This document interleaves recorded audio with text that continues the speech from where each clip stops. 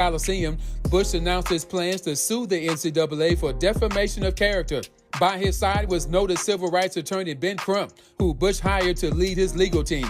Crump has a ton of experience with high-profile cases after representing the families of George Floyd, Breonna Taylor, and Trayvon Martin.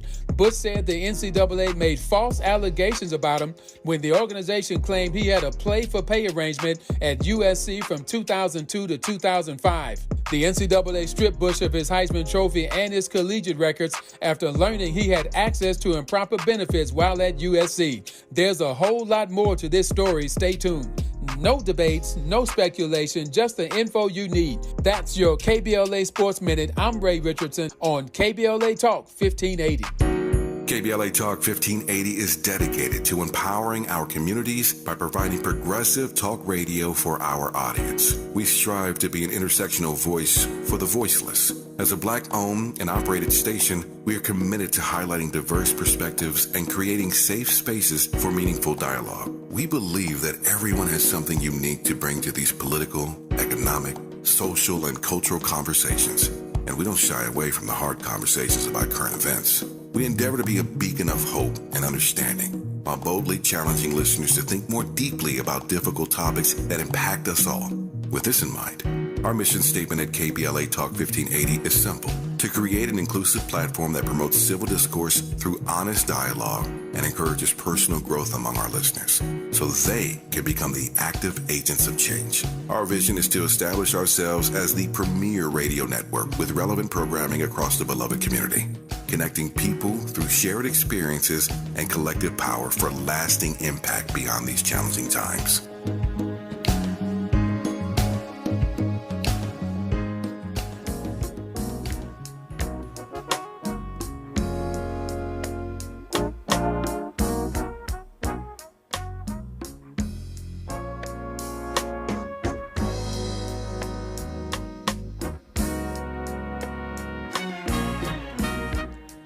I may be just a foolish dreamer, but I don't care, 'cause I know my happiness is waiting out there somewhere.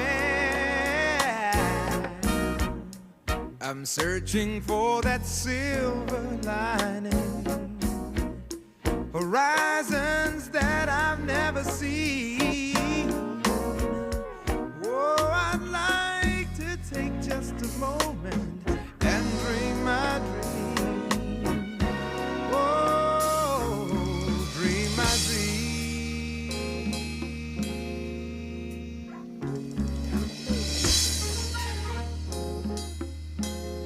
Whoa.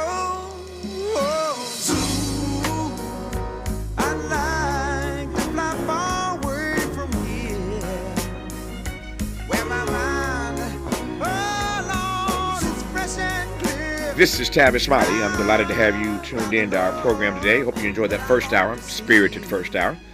Talking all about last night, the GOP presidential debate, and that conversation with Larry Elder is still tickling some of you. I'll leave that alone for the now.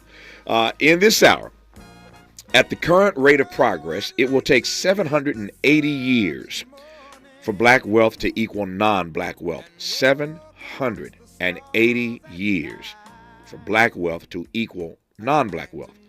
A conversation in this hour about black economic inequality 60 years after the March on Washington for Jobs and Freedom. You know, that was the full name, right? The March on Washington for Jobs and Freedom 60 years ago, with Dedrick Asante Muhammad, who is the Chief of Race, Wealth, and Community for the National Reinvestment Coalition. I am honored to welcome Dedrick to this program. Dedrick, how are you today, sir?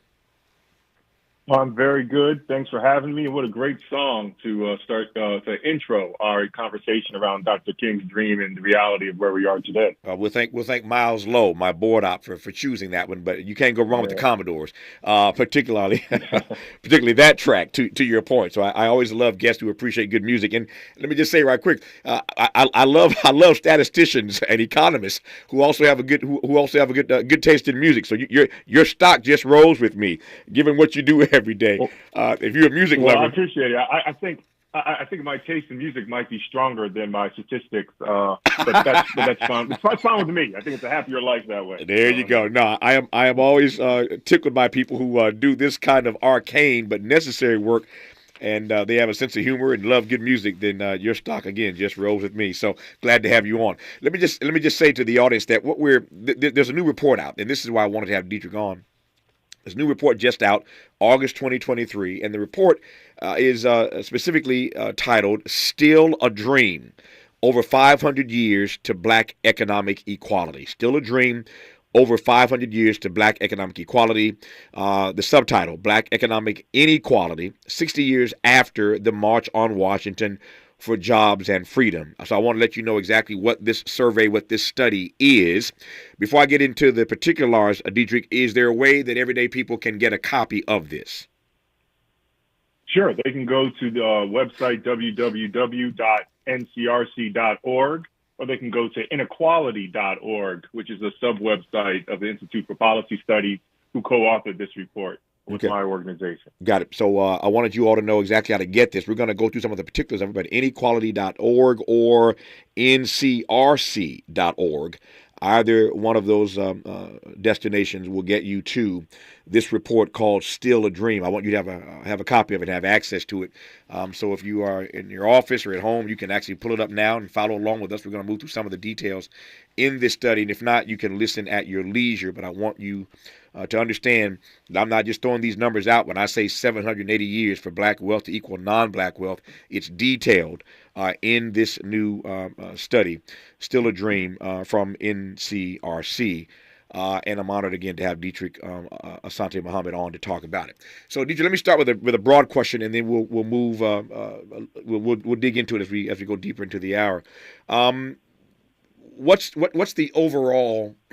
How do I want to phrase this? What is the overarching theme of black economic equality or inequality 60 years after the march? What's our position? Well, I think, what is kind of sad to think about is that if you, look at Dr. King's speech, which, they called "I Have a Dream" speech, but if you look at the beginning of the speech, what I find fascinating is that he was highlighting how 100 years after the Emancipation Proclamation, we still have not received that type of freedom and that type of justice that was promised to us.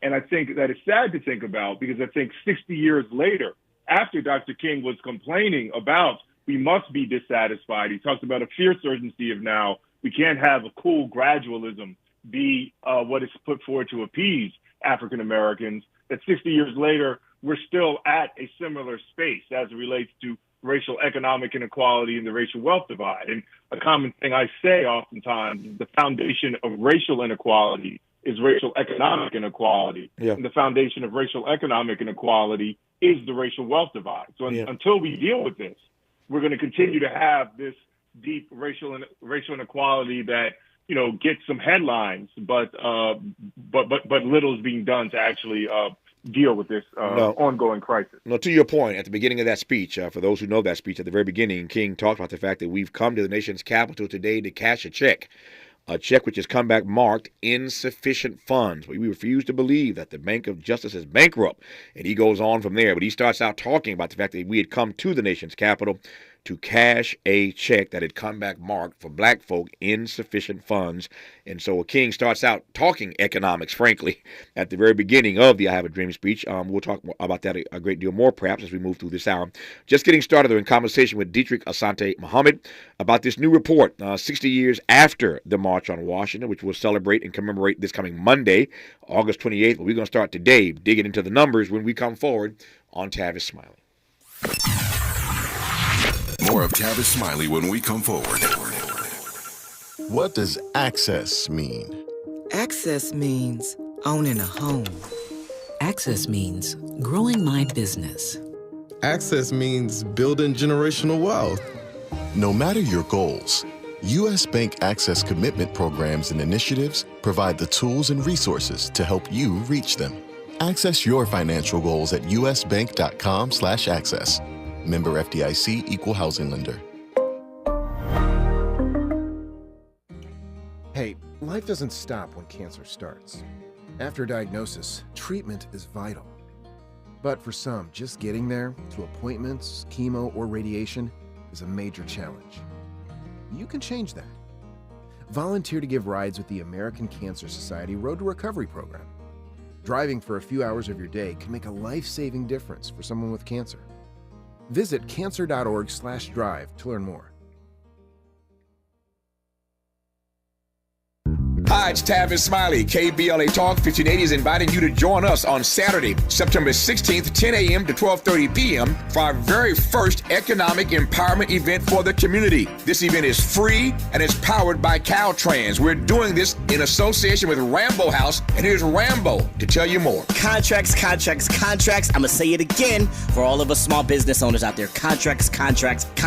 Rambo House, KBLA, Tavis, me. Oh my God, this is going to be massive. I truly thank Caltrans for giving us the opportunity to focus on contracts. Listen, that's what it's all about to be a small business in LA. That's how we hire our own. That's how we expand our community is contracts. KBLA1580.com is for you to have a seat at our contracts-focused event. Contract Ready does it again. We had over 900 last time. So you guys know how exciting this is. And if you just think that you want to get into contracts and you're close to it, bring your friends out for September 16th at the Marriott Hotel. Listen, you know where to register. KBLA1580.com. Come see me. I can't wait to see you. Let's do it, Tavis. So be sure to go to KBLA1580.com for all the details. We'll see you Saturday, September 16th.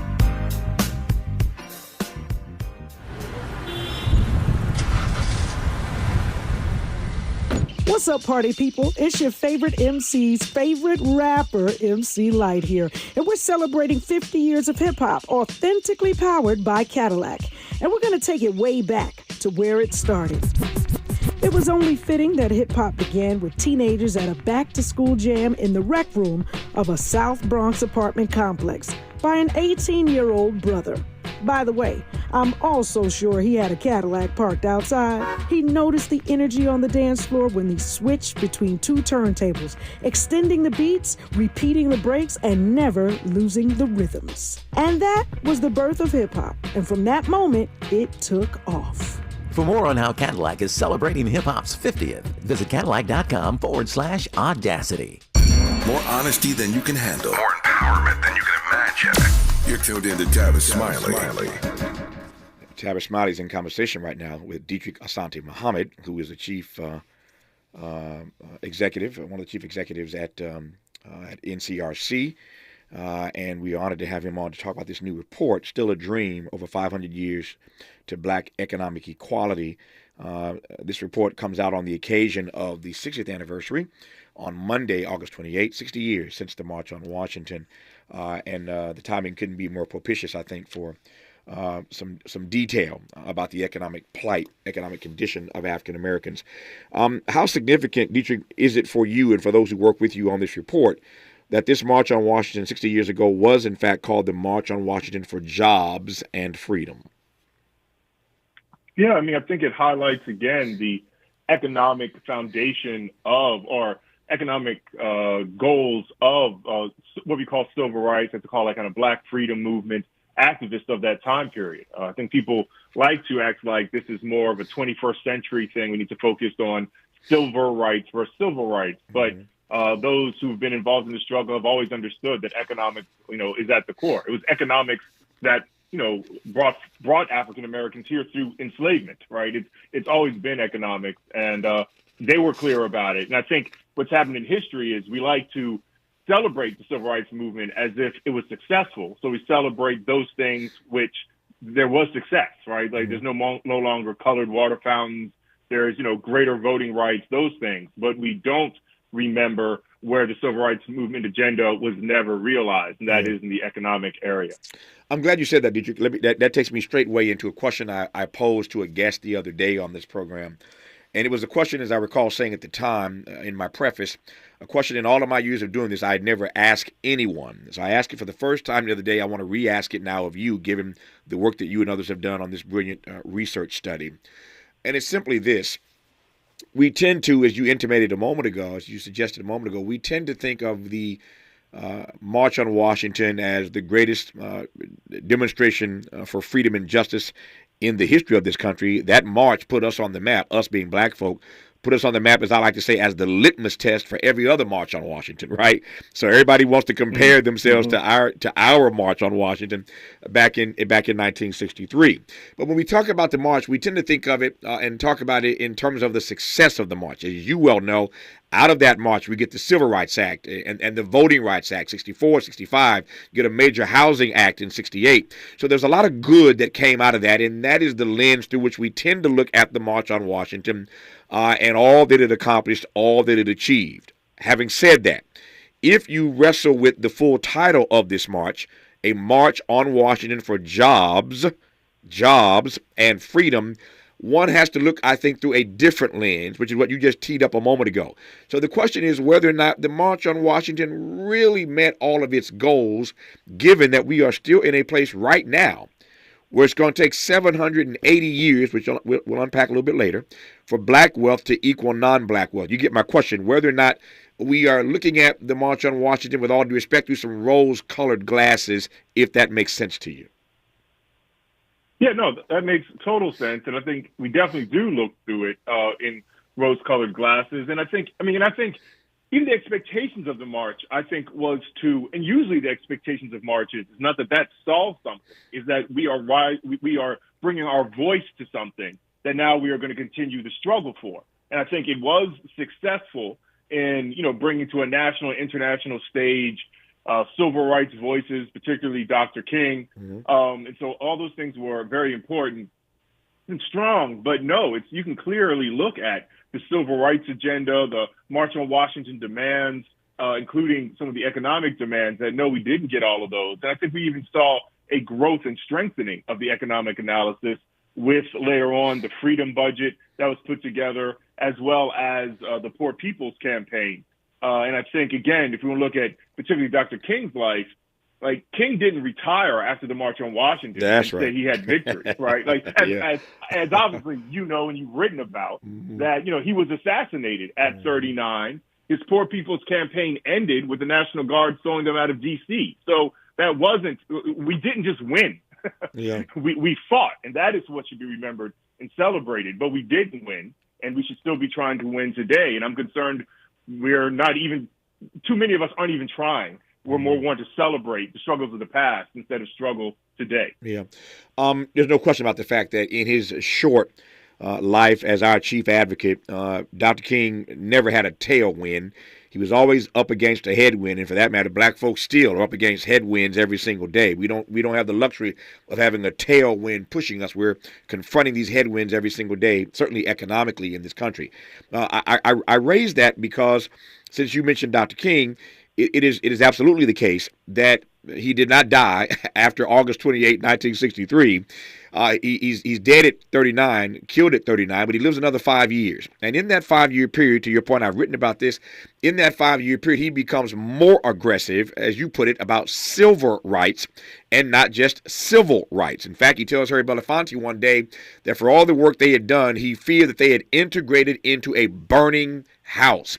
I've said before on this program, beyond what he said to Belafonte, the last sermon that King was going to preach, had he made it back to Atlanta from Memphis, had he made it back that Sunday, he's killed in Memphis, but he makes it back to Atlanta. He'd already told his assistant, Dora McDonald, to put into the Sunday program at Ebenezer the title of his Sunday sermon. He was going to preach a sermon entitled, Why America May Go to Hell. That was his Sunday sermon, Why America May Go to Hell, after he left this march in Memphis. That's what he was going to preach. I'm raising that for some context so folk understand that in the last 5 years of his life, he started pushing more aggressively on, to your point again, civil rights. What do you make of the fact that even King understood then that all that he had done on the civil rights front was not going to cut it for black people? Yeah, well, I mean, I think it should raise the level of consciousness because too many of us today, I don't think, realize that. And I'm concerned that even with the 60th anniversary celebrations, that we're still not focused on that we still try to kind of go back to, at best, and voting rights are important. But it's, the report does highlight some of the places where we have made progress. Mm-hmm. And my concern is that too oftentimes we want to go back to the areas where we've made the most progress instead of the areas where we've made the least in terms of income and wealth, instead of looking at, poverty, which is important. But we've had a great decrease in poverty from 1963, actually even just to 1969. And I think that really came out of the momentum of the March on Washington, the Black Freedom Movement, and the war on poverty. We've had success there. And, it was amazing that when I looked back that African Americans, 51% of African Americans were living in poverty. So looking at the state of where we were, we have made some progress in that area. But in terms of income inequality with whites or wealth inequality with whites, it's amazing. It's really kind of amazing that with all the changes that did occur, that has barely moved at all, which I think shows we have to do some radically different things. The same old will not move us forward in any in any time period that any of us would be satisfied in. Yep. I invited you earlier in this conversation to download a copy of the report if you were in a place where you could do so you could sort of follow along. It's called Still a Dream, Over 500 Years to Black Economic Equality. You can find it at ncrc.org or inequality.org, and you can, again, work with Dietrich and me as we move through this hour. So to your point, the report starts out with key findings, and you lay out a few areas where black folk have made substantial socioeconomic advancements since the 1960s. There are three of them, namely, you just teed up a couple of them. The poverty rate has gone down somewhat. Black high school attainment has gone up, so we're getting more high school degrees and college degrees.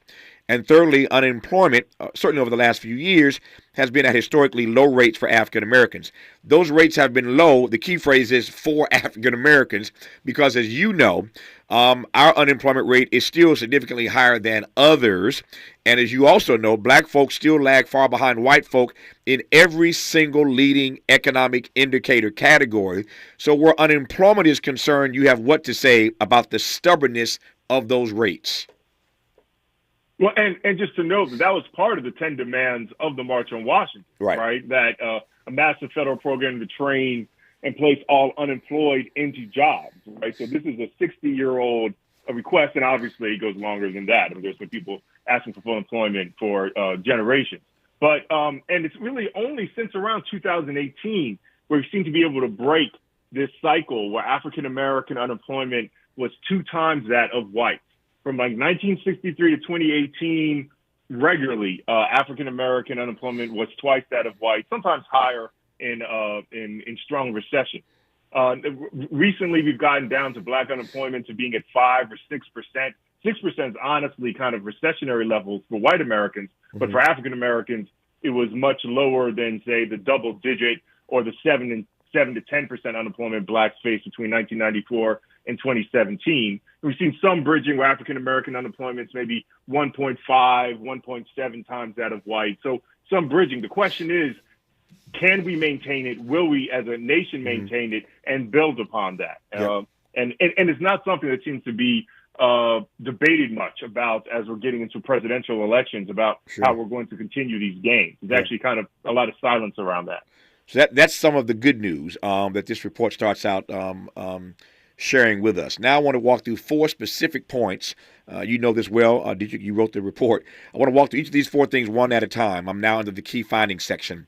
The first bullet I want to get your take on is this. For every dollar of white family income, African Americans had 58 cents in 1967.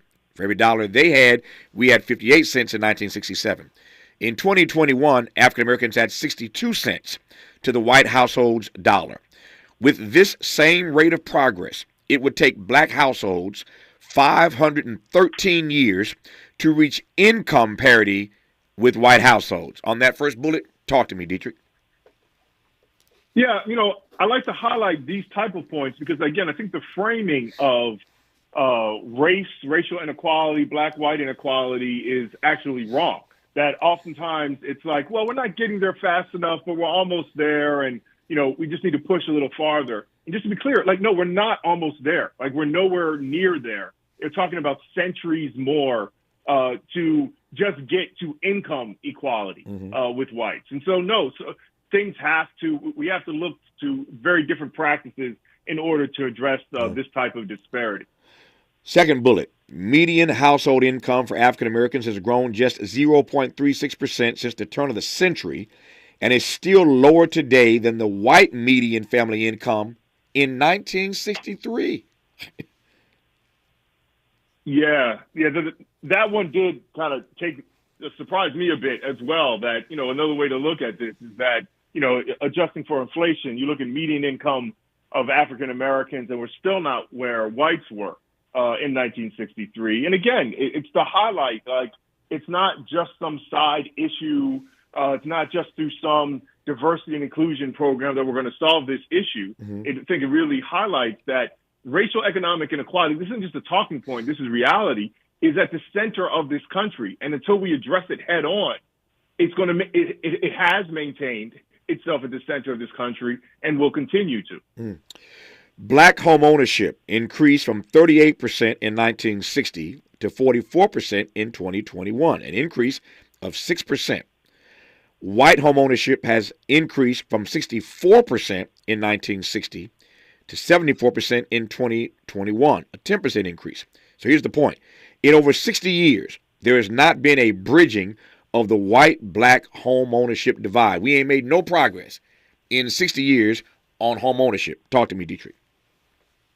That's right. I mean, if you look at those numbers, white home ownership has actually increased a larger percentage point, 10 percentage points versus the 6 for African Americans, and they're at a much higher place. We're still not where whites were in terms of home ownership, where they were in 1963. So again, we're not going in the right direction. Home ownership is the number one source of wealth for most Americans. I think a Fair Housing Act, all of these things are important. I think a weakness of them is they were focused on anti-discrimination efforts, but it's not so much the personal discrimination that's the primary problem. It's the lack of income and wealth. We can't afford homes. So there has to be some type of investment subsidy, as there was for white Americans, that made white Americans majority homeowners for the first time in the 40s and 50s. We had massive government programs that subsidized home ownership that allowed a generation to become majority homeowners, and that's passed on generation after generation. We've never had that type of investment. That's the part that curious me about this particular stat, because you have put your finger on it, and we all know this well, that the key to creating and growing wealth is home ownership for white folk and black folk. And if we've not made any progress in 60 years on home ownership rates, then that explains why we've not made much progress in growing black wealth. It ain't rocket science, y'all. When we come forward, in 1962, African Americans had 12 cents for every dollar of wealth of non-black Americans. By 2019, African Americans had 18 cents for every dollar of wealth of non-black Americans. At this rate, it would take 780 years for black wealth to equal non-black wealth. We'll talk about it with Dietrich Asante Muhammad when we come forward on Tavis Smiley. You're listening to Tavis Smiley. Tavis Smiley. Ranked number 45 on the Heavy 100 list of the 100 most important radio talk show hosts in America. MC Light, or AARP, hip-hop, the cultural phenomenon that took New York by storm in 1973, is celebrating 50 years of rocking mics and crowds. Whether you're a ride-or-die hip-hop head or simply curious about its origins, check out the latest issue of AARP, the magazine. It celebrates this incredible milestone with a featured story brimming with fun hip-hop facts and history. Head over to aarp.org/black community to learn more. Community is more than where you live. It's the people in it who go above and beyond to help it thrive. During the 50th anniversary of hip-hop and the 75th anniversary of Black Radio, AARP recognizes the members, volunteers, people, and partners giving back to our communities. We believe when our efforts drive change for the greater good, we all thrive together. To learn more about how AARP supports efforts to keep our communities thriving, visit aarp.org/black community.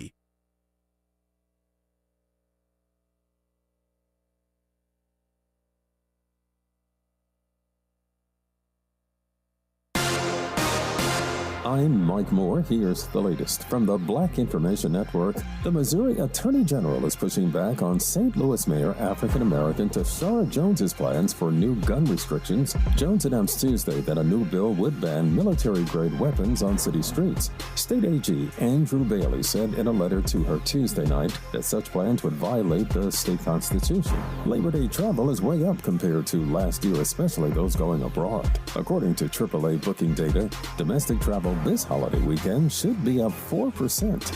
Most will leave Thursday or Friday before Labor Day to take advantage of the long weekend.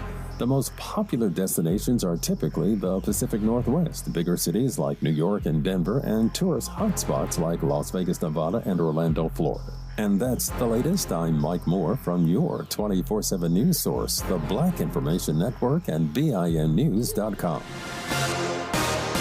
Heavy delays through Van Nuys on the 405 southbound Victory Boulevard to Getty Center. You get about a 20-minute wait there. Stop traffic through downtown LA on the 101 northbound from 4th Street to Echo Park Avenue. Through Torrance, slow on the 405 northbound from Western to El Segundo Boulevard. Stop and go as you make your way through Riverside, 91 west from Tyler to Gypsum Canyon. Westchester, slow traffic on the 405 northbound La Tierra to National. About a 5 to 10-minute wait. And through Brea, 57 Orange Freeway southbound from Lambert to Lincoln. That's going to be a slow one. Score big on sleep and savings during Mattress Firm's best sale of the year. Save up to $700 on select Tempur-Pedic adjustable beds and get a $300 instant gift, good towards pillows and more. This is the KBLA Sports Minute with Ray Richardson. It looks like former USC star Reggie Bush is willing to make his lawsuit against the NCAA a civil rights issue. At a press conference yesterday at the Coliseum, Bush announced his plans to sue the NCAA for defamation of character. By his side was noted civil rights attorney Ben Crump, who Bush hired to lead his legal team. Crump has a ton of experience with high-profile cases after representing the families of George Floyd, Breonna Taylor, and Trayvon Martin. Bush said the NCAA made false allegations about him when the organization claimed he had a play-for-pay arrangement at USC from 2002 to 2005. The NCAA stripped Bush of his Heisman Trophy and his collegiate records after learning he had access to improper benefits while at USC. There's a whole lot more to this story. Stay tuned. No debates, no speculation, just the info you need. That's your KBLA Sports Minute. I'm Ray Richardson on KBLA Talk 1580.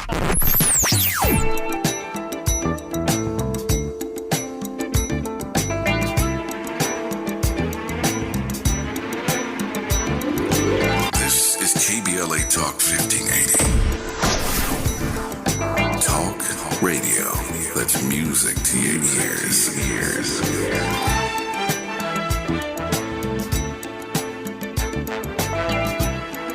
We're unapologetically progressive. KBLA Talk 1580. 1 in 4 Americans today are living with a disability. I'm one of them. People with disabilities are extremely talented, resilient problem solvers that have so much to offer. And we've got a trusted ally on our side, an organization we can rely on, Easter Seals. Easter Seals is leading the way to full equity, inclusion, and access to healthcare, employment, and education for people with disabilities, families, and communities. That's my Easter Seals. Make it yours. Learn more and get involved at easterseals.com. We've got a lot to talk about. Hi, I'm Zoe Williams, a.k.a. the Voice of Reason, encouraging you to join me weekdays from 7 to 9 p.m. for the world's most intriguing relationship radio roundtable. Every night, I facilitate and encourage our loyal listeners to participate in the most engaging relationship discussions you'll hear anywhere. So make it a point to rendezvous with me, Zoe Williams, the Voice of Reason, Monday through Friday, 7 to 9 p.m. Pacific Standard Time. Trust me, your relationships will never be the same. The VOR is on fire tonight. Unapologetically progressive. KBLA Talk 1580. We've got your black. Is your eyesight changing? I can't read this anymore. Don't lose hope.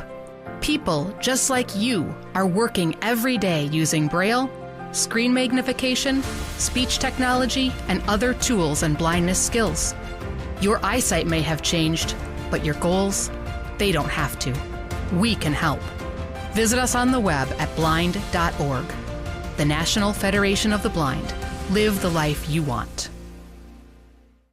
Helping to make you the most knowledgeable person in your circle of friends. This is Tavis Smiley. This is Tavis Smiley in conversation with Dietrich Asante Muhammad as we talk about this new report just out on the occasion of the 60th anniversary of the March on Washington. We'll commemorate that, of course, on Monday, August 28th. But these economic numbers are somewhat startling. The report is called Still a Dream, and it still is. When you consider the data that we've been unpacking. So let's jump right to this. Dietrich, want to move through some more of this research study that you all have done and these amazing findings. So for those who may have just tuned in, here's the one we're talking about right now. And this is the major one, or certainly one of the major ones. In 1962, just to repeat, African Americans had 12 cents for every dollar of wealth of non-black Americans. By 2019, African Americans had 18 cents for every dollar of wealth of non-black Americans. So 12 cents in 62, 18 cents in 2019. So we made 6 cents, made progress of 6 cents between over 60 years. Over, right? yeah, 6 cents over 60 years between 62 and 2019. We anyway, I was going to say something. I ain't going to say it. It's 6 cents. I'll leave it at that. At this rate, Dietrich, it would take 780 years for black wealth to equal non-black wealth. When I saw that, I fell out of my chair. Yeah, and I wish there were a few more empty chairs, because I don't feel like that our political leaders are moving, with that type of recognition that we are in deep inequality, that it is a crisis. Like, this is a crisis, is an ongoing crisis. And we should address it as such. And we've seen over the last 10, 20 years that when the country decides there's a crisis, we can find tens of billions, hundreds of billions, sometimes trillions of dollars to invest in a crisis right away. But yet money can't be found to address racial economic inequality, particularly for African Americans. We were talking yesterday on this program, $115 billion we've given to Ukraine. It's only been a year and a half, and that war has gone on longer than many of us thought it would, or perhaps should. But in a year and a half, we have given $115 billion in U.S. aid to Ukraine, and the checkbook is still open. I digress on that point. No, that's what I mean. Yeah, go ahead, Dick. Well, no, but yeah. I don't think you do digress, because I think $115 billion a year, for 10 years, we're talking about $1 trillion. I think you can make some, impact on addressing the racial wealth divide between African Americans and whites. Overall, it's estimated the black-white wealth divide is around $10 trillion. So even that's a small amount, but I'll start with that $115 billion a year focused on black wealth development. Yep. So I'm not naive in asking this, but I want to get your take on it. Why is it that the war in Ukraine is a crisis worth $115 billion over 18 months, but 60 years of these stubborn numbers not moving since the March on Washington does not create a crisis for black folk in this country? Well, I think there were protests, a lot of national protests that kind of hit this space, of around this idea, like, Black Lives Matter. Like, do Black lives really matter? Because I think if Black lives really mattered, we would have dealt with this issue decades ago. But we still haven't. Again, we can celebrate, what was done in the past, but we're not willing to take the actions that were called for in the past. So, there really just isn't an appreciation for the way African Americans, again, we've had a decrease in poverty rates, but still 1 out of 5 blacks live in poverty, which is a shame in the wealthiest country in the world, and the poverty rate overall, that we even have poverty in the wealthiest country in the world, is a shame. But those without wealth do not seem to matter, and we are disproportionately in that space. There are 3 black male candidates running right now for the presidency, for the nomination, that is, on the GOP side. Will Hurd, Tim Scott, Larry Elder. Larry Elder was a guest on this program. This program is 3 hours every day, Dietrich. We are in my second hour, so I led today's program in conversation, if you can call it that, more like a circus. But in conversation with Larry Elder, who was not on the debate stage last night, was shut out, is now suing the RNC. But if you were around, at the top of our show today, you heard some comments that were basically laughable from Larry Elder. I asked him, Dietrich, you'll be happy to know specifically about this stat we're talking about now, what he would do about the fact that at the rate we're going, it would take 780 years for black wealth to equal non-black wealth. I want to raise two issues here. I don't mean to make you political. That's not what this question's about, but I want to get your read on it. I asked Larry Elder about this, and his answer is not that different from what Tim Scott would say or Will Hurd would say and have said. And Larry's answer was that the way to shrink this gap in fewer than 780 years is fatherlessness. That was his argument, that the number one issue that creates this gap in the black community is fatherlessness. I said to Larry, I'm not poo-pooing or diminishing that issue, but you cannot with a straight face tell me that these stubborn numbers have to do exclusively with a lack of fathers in the home in black America. If you were in that conversation with Larry Elder, given what you do, how would you have responded to that nonsense? Yes, very simple. Look up, I think one of the great researchers in this area is Mariko Chang, who's done work on women in the racial wealth divide, and look up numbers of women single-headed households, white, compared to single-headed households, black. And, is there wealth equality there? No. Is there wealth equality between black married couples and white married couples? No. So it's very simple that even though marriage is important, I'm blessed to have been married for 15 years, and I hope it goes on to eternity. And I'm very happy to be here, to help raise my kids. And those all are important things. But it's very clear, if you look at the numbers, that marriage in itself does not bridge racial wealth inequality. So it's very simple. I think that's just, it's clearly you're just grabbing at an issue they're comfortable with and wanting to place the blame there. My second question about these three black men running for the Republican nomination, and again, you teed up earlier the fact that we're in the political season. Indeed, we are. We're going to hear a lot more of this. As long as Larry Elder and Tim Scott and Will Hurd are in this race, we're going to hear more of the following, which is that racism is no longer the determinative issue that it has been in this country for black folk economically, politically, socially, or culturally. How would you respond to that narrative? Well, I don't know exactly what they mean, but I think they mean that personal prejudice is no longer the number one indicator. And if that's your understanding of racism, I don't really disagree. I think the number one challenge is racial economic inequality, the racial wealth divide, and that is what is continuing this ongoing inequality. So I'm not so much worried about changing individuals' hearts and minds outside of the only hearts and minds that need change is the ones holding the pocket strings so we can get the investment into our communities. And then I do think that we have much more opportunity than we did, say, in the 50s, where there are outright laws that only allow, blacks to participate in certain things. If we had the investment, I think, black America, would be on a much stronger path forward.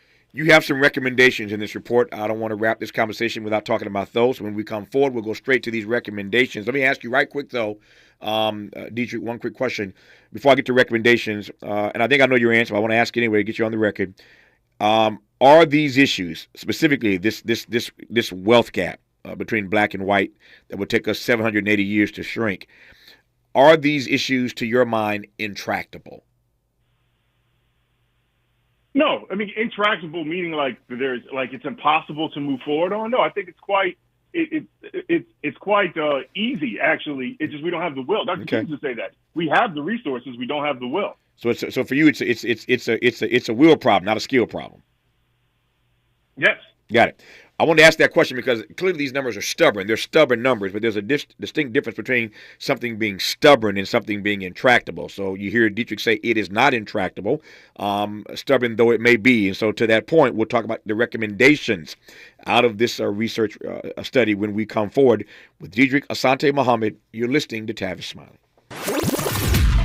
Seeking the truth. Speaking the truth. This is the Tavis Smiley Show. I'm Kareem Abdul-Jabbar. I learned about atrial fibrillation the hard way. My symptoms would come and go. Shortness of breath, fatigue. I kept going. Then I got so lightheaded, I couldn't. My doctor said I have AFib, so I'm about 5 times more likely to have a stroke. Other symptoms, irregular heartbeat, heart racing, chest pain can come and go, but the risk of stroke stays. If you have symptoms, tell a doctor. Visit notimetowait.com. Sponsored by Bristol-Myers Squibb and Pfizer. Parents, we know we can't protect our kids from everything. Eventually, they're going to bump their heads or scrape their knees. But we can protect them from 6 types of cancer.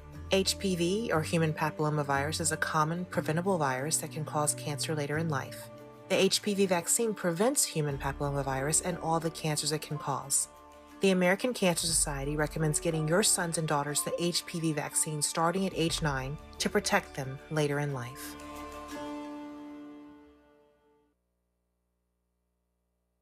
Have you heard about Lendistry? Lendistry is a national Black-led small business lender that is headquartered right here in LA. Once you've started your business, Lendistry provides flexible financing options starting at $50,000 to help you access the affordable capital needed to grow. Whether financing is needed to increase working capital, acquire a business, purchase inventory and equipment, or refinance debt, Lendistry has a solution for you. Lending products range from traditional business term loans and non-revolving lines of credit to SBA 7A loans and commercial real estate financing. Lendistry's pre-application process is simple and does not impact your credit score. Visit lendistry.com/KBLA to learn more and to get started with an application right from the website.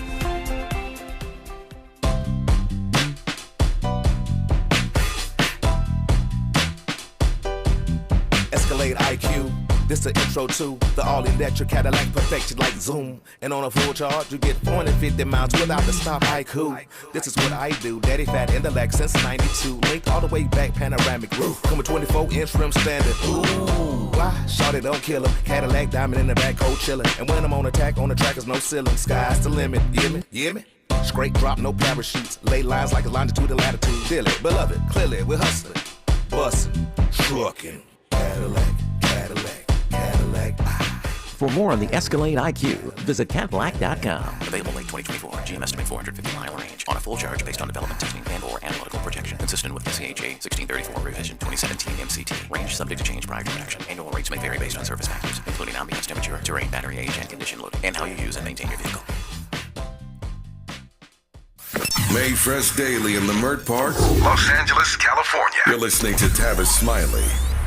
All right, Dietrich Asante Muhammad, you say these issues, stubborn though they may be, are not intractable. Let's talk about some of these recommendations then, about what we do about these gaps that seem not to be shrinking nearly as fast as we want them to. There are 5 major recommendations. I want to give you a chance to walk through each of them right quick. Number 1, a push for full employment and guaranteed jobs. Talk to me. Yes, and again, this was something that was part of the original demands of the March on Washington, and that even we saw when white America was dealing with elevated unemployment levels that Black America regularly deals with, institutions were created like the Works Progress Administration during the 30s to provide government jobs that then allowed for those who would have been unemployed to actually be employed and have some type of income.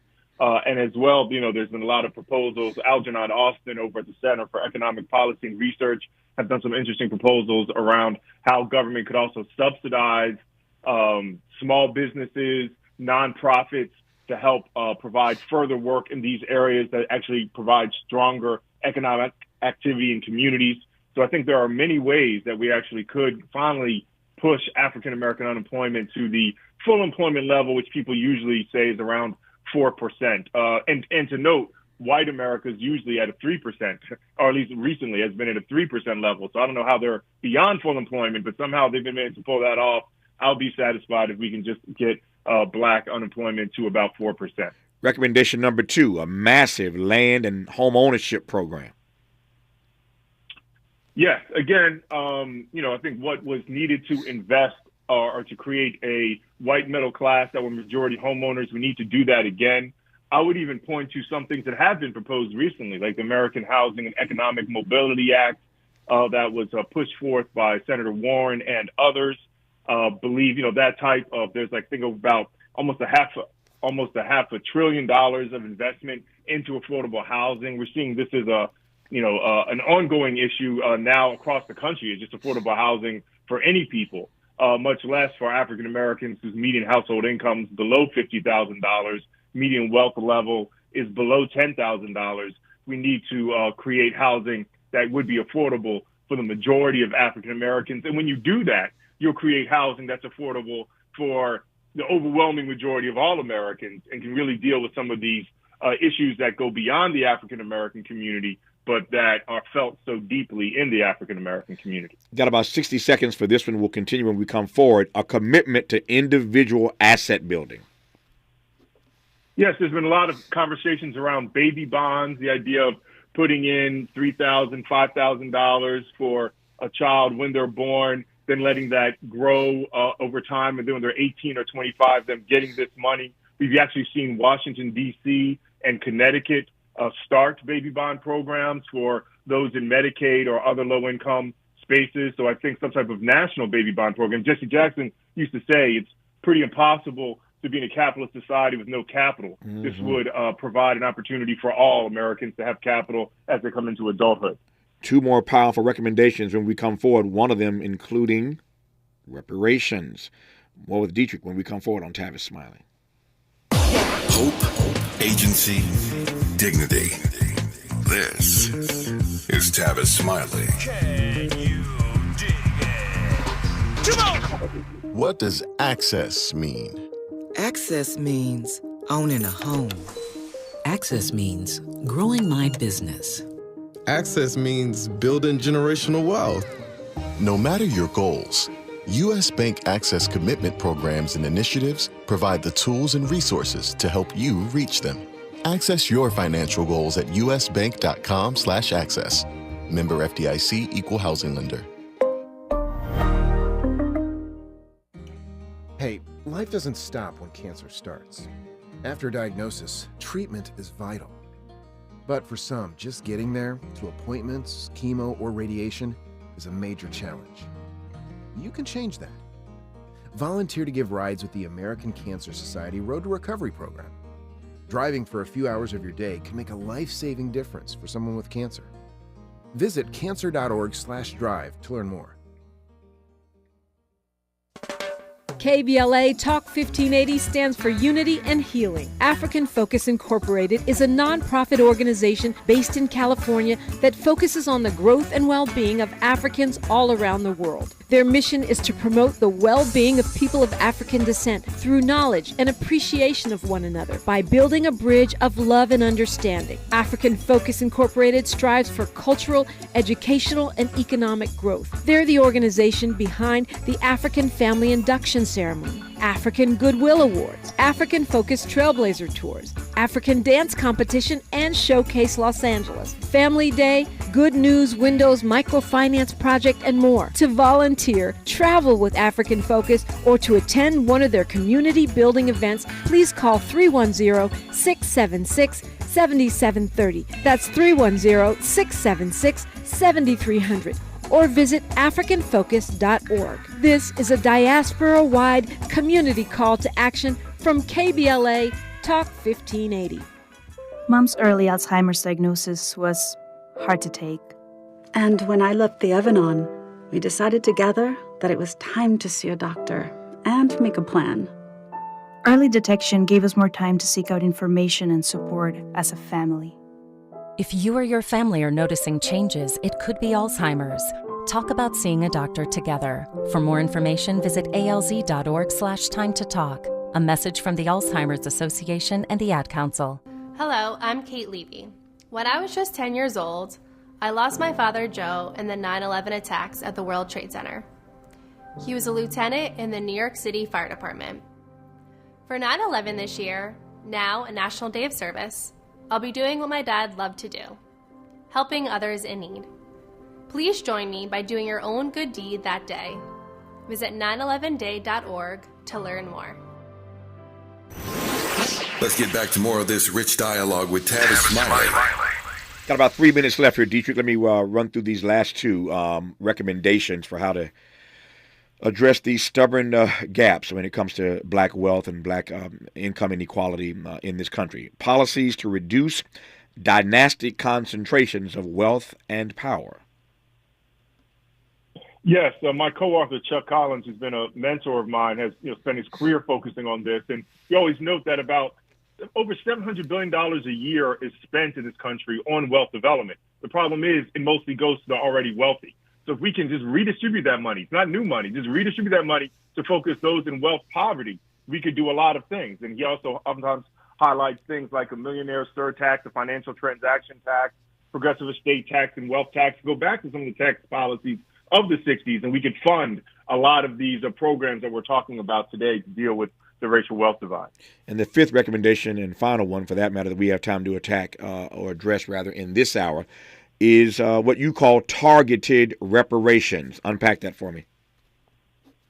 Yes. I mean, I think a lot of times when we talk about racial economic inequality, we talk about different types of policies of repair, like universal Medicare, these types of things. Those are important. It has some strong impact. But if we really want to effectively and efficiently address the racial economic inequality for African Americans, we need things like reparations, programs that are designed to particularly address the African American community, to address historical wrongs. And so I do think, and I do believe, as does William Darity, a great author on this subject, that to really truly have reparations, it has to be national reparations because of the cost it's going to require to really deal with this $10 trillion racial wealth divide between blacks and whites. Yeah. Tell me, when you do work like this day in and day out, and you are wrestling with numbers as stubborn as the ones we've been dissecting in this hour, how do you sustain your hope, Dietrich? Yeah, I mean, I think being black, I think you've had to learn to sustain your hope. Growing up black in America, studying the history of America, people were in much worse situations than I am in today, and even we as a people have been in worse situations. But people still had the hope and power to struggle, and that's what I take solace in and try to model. Yeah. What impact do you think data like this has or can have on a conversation about reparations? That conversation is pretty dynamic right now. I'm sitting in California, of course. This program heard across the nation, but it was flagshipped in L.A., and everybody's watching what's going to happen in California and our legislature on the issue of reparations. How hopeful are you that the data in this report can be used wisely and even shrewdly, certainly aggressively in this reparations conversation that we're having right now? No, I do have hope for this. I've been doing this for about 20 years, focusing on the racial wealth divide. And when I first was writing, I personally knew everyone else writing about it. Nowadays, there's people all over the place writing about it. I was even surprised in 2016 to see, presidential candidates talking about racial wealth gap and even citing some of the work that I've written. So I'm very happy that some of the rhetoric has changed, but we haven't seen change in the actual practice and investment, and that's the next step. I love the work that y'all do over there at the National Community Reinvestment Coalition, NCRC. Always delighted to be in dialogue with Dietrich Asante Muhammad. He's brilliant, but I always say you got to have a usable intellect. Can you take this data and make everyday people like yours truly and our listeners understand it? And he knows how to break it down. The report is called Still a Dream, Over 500 Years to Black Economic Equality, Black Economic Inequality, 60 years after the March on Washington for Jobs and Freedom, which we will celebrate on this program on Monday. Until then, Dietrich, I want to just say thank you for your time and for your work and for this insight. A great honor, sir, to have you back on this program. Yes, sir. Well, thank you. It's great to be on your show, and thanks for your audience for listening and always trying to learn. Thank you, sir. More of Tavis Smiley when we come forward. KBLA 1580 Santa Monica. I'm Mike Moore. Here's the latest from the Black Information Network. The Missouri Attorney General is pushing back on St. Louis Mayor African-American Tashara Jones's plans for new gun restrictions. Jones announced Tuesday that a new bill would ban military-grade weapons on city streets. State AG Andrew Bailey said in a letter to her Tuesday night that such plans would violate the state constitution. Labor Day travel is way up compared to last year, especially those going abroad. According to AAA booking data, domestic travel this holiday weekend should be up 4%. Most will leave Thursday or Friday before Labor Day to take advantage of the long weekend. The most popular destinations are typically the Pacific Northwest, bigger cities like